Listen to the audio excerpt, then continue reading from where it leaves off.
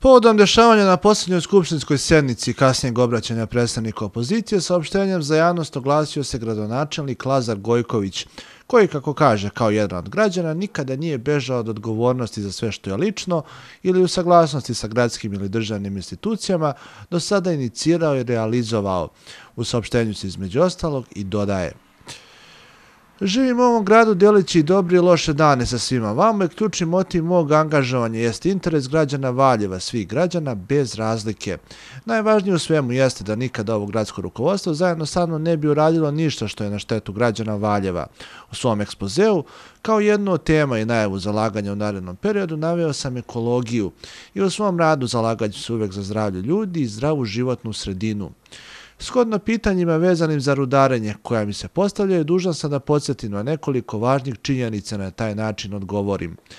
Najpre, predsjednik Srbije Aleksandar Vučić nedavno izjavio: u Valjevu neće ništa da se kopa jer nema šta da se kopa, što je zvanična izjava predsjednika ove zemlje, koja je najavio po ovom pitanju i razgovor sa građanima Valjeva. Dakle, još jednom, u Valjevu se neće eksploatisati litijum i nema nikakvog rudnika. Potom ja nikada nisam bio deo tima ljudi niti politika koji su pre 10 godina potpisivali ugovor u ime države vezane za rudarenje. Naročito kao gradonačelnik nemam zakonske mogućnosti bilo kakvog odlučivanja po ovom pitanju.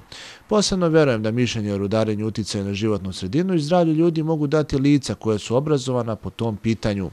Stoga verujem da stručni rad i stručni timovi koje država formira jesu ključni da daju mišljenje. Duboko verujem da zakon i struka jesu jedini odgovori koje svi zajedno tražimo. Mi kao grad imamo konkretne probleme kada je ekologija u pitanju i tu mislim na prvo mesto na rešavanje problema aerozagađenja, koji ćemo nastaviti da rešavamo najpre gasovodom koje je već tu u subvencijama vezano za energetsku efikasnost, a potom intenzivno rešavamo pitanje deponovanja smeća i gradske deponije, pripremajući se za početak rada regionalne deponije Kalenić.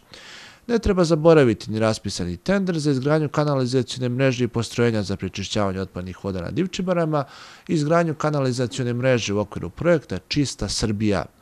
Kao grad finansiramo brojne ekološke organizacije i društva koji daju svoj doprinos očuvanju naših reka i planina. Dok pojedinci ovome vide priliku za političke poene, mi rešavamo probleme grada i građana i ne zloupotrebljavamo njihovo poverenje. Moja obaveza i odgovornost jeste vezana za pitanje ekologije koje sam naveo i u okviru toga raspolažem određenim zakonskim mogućnostima, te stoga mogu ponoviti ono što sam u više puta do sada rekao. U skladu sa svojim nadležnostima i mogućnostima zalagaću se da navedena pitanja rešimo u korist svih građana Valjeva, poručio je Gojković.